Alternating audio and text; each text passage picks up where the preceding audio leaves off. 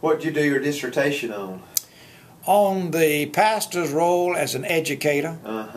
And what I did is I surveyed the professors at all of our institutions and the pastors to find out how they viewed the role of a pastor. I divided into 5 components of pastoral life. One was preaching, teaching, counseling, administration, and leadership.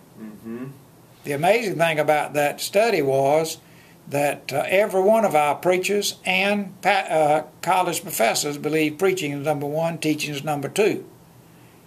Basically, they agreed that counseling was number 3. Leadership varied between 4 and 5, but basically administration was the lowest on our. And that may be one reason we do not have larger churches. We do not understand the value of administration and organization in order to cause the institution to make progress. That makes sense. Well, my concept is that leadership is not a gift. The gift in the New Testament is the gift of administration. That's how to manage and operate with people, whether they be volunteers or professionals. And the same principles, for example, that enable you to operate in a family effectively, or a local church enables you to operate even on a national level as executive secretary, because people are basically the same. And so the leadership, though, has got to be developed.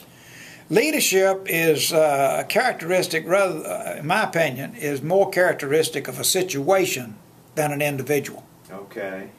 For example, there were those who said a certain fellow could not fit in a certain position. Well, that individual had been in a subordinate position for years.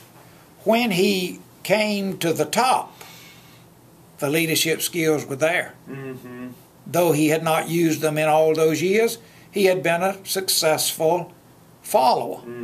And so I'm suggesting that a person who has the ability to manage, administrate, that person, when placed in a position of leadership, has been equipped to lead. Because leadership simply means, in my opinion, that you are able to get people where they need to go.